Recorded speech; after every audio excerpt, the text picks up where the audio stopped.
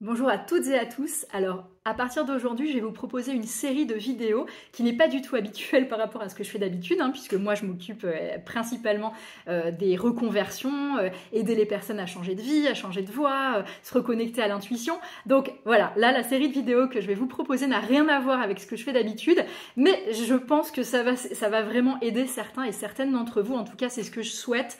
Donc, je vais parler à partir d'aujourd'hui, et ce pour quelques jours, quelques semaines, des histoires d'amour, mais aussi et surtout des séparations. Donc aujourd'hui, je vais traiter donc de comment se remettre d'une séparation, d'une rupture amoureuse. N'hésitez pas à vous abonner d'ailleurs et puis à activer la petite cloche parce que comme ça, vous serez notifié de toutes les prochaines vidéos qui vont que je vais faire à ce sujet et puis à d'autres sujets ultérieurement. Mais donc pour aujourd'hui, donc comment se remettre d'une rupture amoureuse, je vais vous donner 7 clés. Voilà, 7 clés qui vont vous permettre, en tout cas vous aider, j'espère, à passer cette étape du mieux, entre guillemets, possible et finalement à pouvoir en ressortir l'essence et surtout à en voir le positif, mais plus tard. Parce que le positif, quand on vient de se faire quitter ou quand on quitte quelqu'un, on le voit pas tout de suite. Donc on peut le subodorer parfois quand on quitte plutôt la personne, plutôt que quand on est quitté, mais c'est toujours délicat de toute façon. De pouvoir le voir directement. On ne sait pas ce qui va se passer, mais c'est quoi qu'il se passe dans votre vie, quand c'est douloureux, c'est toujours pour du mieux derrière. Ça, c'est le leitmotiv à vous dire, même si forcément, en ce moment, c'est pas forcément évident. Donc, dans ces 7 clés, la première clé, c'est vraiment accepter la douleur.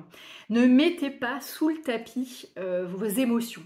Parfois, on va pouvoir se dire « Ah mais c'était tellement douloureux » et on veut être dans le déni et dans cette espèce on veut mettre ça sous le tapis et donc on peut se mettre à fumer davantage, à boire, à manger beaucoup et en fait à compenser par des addictions diverses et variées ou en tout cas des modes de compensation. Ça peut être acheter plein de fringues, faire n'importe quoi, avoir une vie sexuelle complètement débridée parce que vous voulez camoufler l'émotion que vous êtes en train de vivre.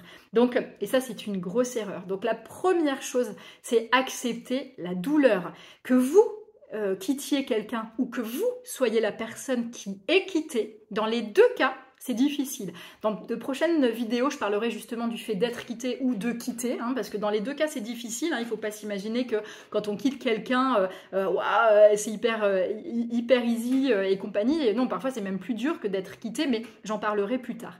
Bref, donc la première des choses, c'est accepter la douleur et accepter vos émotions. Vous allez passer par des montagnes russes. Oui, vous allez pleurer beaucoup. En tout cas, voilà, c'est bon parce que les larmes vont nettoyer. Ça va vraiment permettre comme ça de pouvoir aller en profondeur et de ne pas garder sous le tapis des émotions denses qui à un moment vous pèteraient à la figure, quoi. Donc allez dans cette douleur-là, c'est normal. Et bien sûr, au début, vous allez pleurer plusieurs fois par jour. Et puis après, ce sera 1 ou 2 fois par jour. Et puis après, ce sera plus qu'1 fois par jour. Et puis à un moment, vous allez vous apercevoir que vous n'avez pleuré qu'1 fois dans la semaine et qu'1 fois dans le mois. Et ensuite, ah tiens, ce mois-ci ou cette semaine-là, non, mais en fait, non, tout allait bien. Et donc effectivement, la notion de temps, elle est importante. Et puis petit à petit, ça va vous permettre d'apaiser. Mais l'émotionnel, c'est important de ne pas mettre un tapis ou un voile dessus ou, comme je l'ai dit tout à l'heure, des addictions. Aller à fond, je sais que c'est pas facile, mais aller à fond dans cet émotionnel et dans ces douleurs parfois. Écrivez. Si vous pouvez, voilà, ça c'est vraiment à la place d'aller faire d'avoir des addictions ou ce genre de choses, mettez-vous à écrire, même sur des pages et des pages. Écrivez dans votre journal tout ce que vous ressentez, tout ce qui est difficile, mais ne refoulez rien. Vraiment, notez noir sur blanc tout ce qui est difficile à vivre en ce moment, la tristesse d'avoir perdu l'être cher ou de vous être séparé de votre fête, peu importe. Mais en tout cas, voilà, ne niez pas cette douleur-là. La deuxième chose que je vais pouvoir vous dire, c'est vraiment effectivement prendre du temps pour vous. Mais prendre du temps pour soi, c'est encore une fois pas être dans le déni, mais prendre du temps pour soi, c'est accepter de passer, pourquoi pas, oui, plus de temps au lit, à faire des grandes siestes, ou en tout cas à essayer de tempérer cet émotionnel. C'est aller marcher dans la forêt, ou s'il n'y a pas de forêt autour de vous, aller marcher dans la rue, c'est déjà ça. Mais prenez ce temps-là, allez vous faire masser. C'est vraiment des moments, je sais que pendant ces instants-là, on n'a pas forcément envie de se faire du bien, on a envie d'être complètement enfermé sous une couette ou autre, mais de se forcer à sortir parfois pour aller prendre un peu de temps pour soi. Ça va être très important parce que à trop rester enfermé, ce sera pas sain pour vous, vous allez ressasser énormément. Donc il y a ce juste milieu entre j'accepte de faire plus de cesse, de prendre du temps pour moi, mais aussi de méditer, de lire, d'écrire comme je l'ai dit tout à l'heure, d'aller marcher, faites du sport parce que ça va vraiment libérer toute une myriade d'hormones qui va vous faire du bien. Donc le sport c'est vraiment hyper important. Je vous dis pas de devenir addict au sport et d'en faire aller tous les jours pendant 2 heures parce que sinon ça va rentrer dans l'addiction aussi, mais par contre d'en faire un petit peu ça va vous faire du bien. Et vous allez vous recentrer aussi. Ensuite, troisième étape, alors celle-là, elle est parfois très difficile à mettre en œuvre, mais je vous assure qu'elle est essentielle, c'est d'éviter, en tout cas temporairement, d'éviter le contact avec la personne qui vous a quitté ou que vous avez quitté. Donc ça, oui, sinon déjà, vous risquez de garder cette idéalisation dont je parlerai plus tard dans une autre vidéo. Et puis c'est super difficile voilà, de garder ce lien-là en ce moment. Donc faites-vous une bulle et vraiment pendant quelques jours, quelques semaines ou quelques mois, ou parfois ça va être ad vitam aeternam, mais en tout cas, pendant un certain laps de temps, évitez le contact parce que sinon ça va vraiment vous chauffer à blanc comme les bêtes qu'on va marquer au fer rouge comme ça. Et donc à chaque fois ça va vous faire encore plus souffrir. Donc prenez vos distances pendant quelques temps. Le temps qu'il vous faut, peu importe, et vous allez voir que finalement ça va aussi vous aider à faire ce deuil-là, parce que si vous êtes confronté tout le temps à la personne, c'est hyper délicat de pouvoir avancer sereinement. Donc essayez dans la mesure du possible d'éviter tout contact pendant quelques temps au moins. Ensuite, quatrième clé, quatrième chose qui va vous aider, entourez-vous de vos proches. Parfois, dans ces moments-là, comme je l'ai dit tout à l'heure, on a envie de se mettre complètement la tête sous la couette comme une autruche, de plus du tout bouger, de ne voir personne. Et voilà, entourez-vous des gens que vous aimez, que ce soit des amis, de la famille, peu importe. Et puis, en tout cas, des gens qui sont bien évidemment bienveillants à votre égard et qui vous écoutent, avec qui vous pouvez vraiment libérer la parole, parce que sinon ça sert à rien. Mais donc il vaut mieux pas voir des gens, voilà, vaut mieux être seul que mal accompagné bien évidemment, mais en tout cas, essayez de vous entourer de personnes qui vont être à l'écoute, avec qui vous pouvez pleurer parce que vous avez envie de pleurer à ce moment-là, et puis de rire aussi parfois parce que ça fait du bien d'alléger cette situation. Donc si vous avez un copain ou une copine un peu bout en train pendant ce temps-là, et peut-être qu'elle va vous faire rigoler sur une phrase et ça vous fera du bien. Donc c'est important aussi de pouvoir vous recentrer puis vous sentir soutenu dans ces moments-là.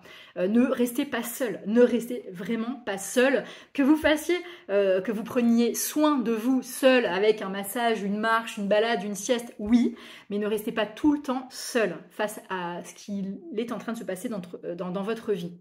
Alors un autre point encore, c'est vous fixer des objectifs. C'est super important. Alors se fixer des objectifs, ça peut être, voilà, dans quelques semaines ou quelques mois, je vais courir un marathon, ou alors je vais partir en week-end seule dans un endroit qui me tient vraiment à cœur, que j'ai pas encore visité, et ça c'est quelque chose qui m'anime. Ça peut être vous lancer un challenge quel qu'il soit, mais donnez-vous un objectif. Ça peut être aussi tiens, je vais déménager dans tel endroit qui me donne envie, mais voilà, notez dans votre carnet comme ça des objectifs que vous voulez vous fixer, en tout cas un déjà c'est pas mal, et comme ça vous vous y tenez. Moi j'aime bien le sport dans ces cas-là, parce que quand vous dites tiens, je suis pas sportive ou je suis sportive, peu importe, et je vais me décider à aller courir alors que je suis quelqu'un qui ne court pas d'habitude, mais ça c'est super parce que vous allez voir que vous progressez assez rapidement et ça va vous booster l'estime de vous. Donc dans ces moments de rupture, c'est quand même sympa quand on peut avoir une estime de soi un peu remise à niveau. Donc le sport aussi, c'est pas mal pour pouvoir vous fixer des objectifs atteignables, bien évidemment. Vous ne mettez pas un marathon alors que vous n'avez jamais couru, ça n'a pas de sens. Alors ensuite, j'ai deux bonus, les deux bonus qui seront peut-être plus difficiles si vous êtes en pleine rupture, mais qui sont super importants et qui marchent très bien. Alors, le premier bonus, listez, c'est un peu contre-intuitif, mais listez tous les défauts de la personne avec qui vous étiez. Alors, si c'est vous qui avez quitté la personne, bien évidemment, ce sera plus simple parce que vous savez pourquoi vous l'avez quitté. Donc voilà, mais listez vraiment ces moments-là. Parce que même vous qui avez quitté la personne, vous allez voir que potentiellement, vous allez rentrer dans une phase dans quelques jours, quelques semaines, quelques mois d'idéalisation. Et là, voilà, ce sera à nouveau une licorne et puis vous aurez l'impression que tout allait bien dans le meilleur des mondes dans votre ancienne relation. Donc, listez tous les défauts de la personne. Et alors si c'est vous qui avez été quitté, enfin après on peut se quitter à deux, hein, voilà, ça peut être complètement d'un commun accord, mais si c'est en tout cas entre guillemets vous qui avez été quitté, notez les défauts. Et je sais qu'en ce moment c'est peut-être bah, non il était parfait ou elle était parfaite et tout allait bien. Non, non, tout n'allait pas bien hein, dans toutes les relations et dans tout type de personnes on a des défauts, on a des qualités c'est certain, mais on a aussi des défauts et des zones d'ombre. Donc listez, allez-y. Et puis ça, c'est sur votre cahier. Alors bien évidemment, c'est pas pour en tenir rigueur à la personne et à votre ex-compagne ou compagnon. Mais par contre, voilà, vous, avec vous-même, soyez honnête envers ça et notez tous les défauts, tout ce qui vous saoulait chez la personne. Ça va vous faire du bien parce que ça va vraiment permettre aussi à la colère de sortir. Donc listez tout ça. Et ensuite, en dernier point, ce qui va aussi vous aider, alors peut-être que pour le moment c'est un peu délicat, mais vous le ferez dans quelques heures, quelques jours, quelques semaines, c'est de lister les avantages. Il y a forcément des avantages à ne plus être avec cette personne, ou en tout cas à ne plus être en relation avec, voilà, avec qui que ce soit d'ailleurs, et de pouvoir vous dire, bah ouais, grâce à ça, je vais vous donner des exemples, voilà, comme ça, mais grâce au fait de ne plus être avec cette personne, et donc d'être seule temporairement, eh bien, je peux faire ce que je veux quand je veux. Voilà. Je peux me faire des plateaux repas télé sans avoir besoin de cuisiner pour lui ou pour elle. Je peux laisser le bazar à la maison alors que lui ou elle détestait quand c'était le bazar. Bon, je vous donne des exemples vraiment couillons, mais ça peut être aussi les avantages, et bien finalement ne plus avoir d'emploi du temps très réglé parce qu'avant c'était obligatoire, ne plus être obligé d'aller chez ses beaux-parents tous les dimanches parce que ça vous saoulait grave. Bon, mais il y a forcément des avantages comme ça, donc notez-les parce que comme ça va vous remettre dans le principe de réalité et ça va vous aider à ne pas idéaliser l'ancienne relation. Donc ça, tout ça, c'est vraiment des choses qui vont vous aider à vous remettre de cette rupture. Et bien évidemment, le temps, comme je l'ai dit au tout début, le temps aussi va faire son œuvre. Et puis, dans quelques jours, quelques semaines, quelques mois ou une année, et bien finalement, vous pourrez vous retourner en vous disant, ça y est, maintenant je suis guérie. Mais pour vraiment être guéri, ne passez pas, ne mettez pas la douleur sous le tapis, ne mettez pas l'émotionnel sous le tapis, ne vous cachez pas avec des tonnes d'addiction parce que finalement, ça va vous voiler la face comme ça et vous n'allez pas guérir. Donc profitez de cette situation. Je sais que c'est pas facile, c'est pas évident, mais c'est toujours pour du mieux derrière. Donc ça va vous faire grandir, ça va vous permettre d'éclore en tant qu'être vraiment et de vous éveiller à quelque chose de nouveau, à votre nouveau moi. Donc voilà, pour aujourd'hui, je vais vous faire plein de bises et puis je vous dis à très très vite pour plein d'autres vidéos sur ce sujet. Et puis n'hésitez pas à me dire en commentaire ce que vous êtes en train de vivre à l'heure actuelle, si je peux vous aider en quoi que ce soit, je le ferai et puis je pourrai faire de nouvelles vidéos qui pourront vous aider aussi, j'espère. Donc abonnez-vous, ça me fera très plaisir et je vous dis à très vite.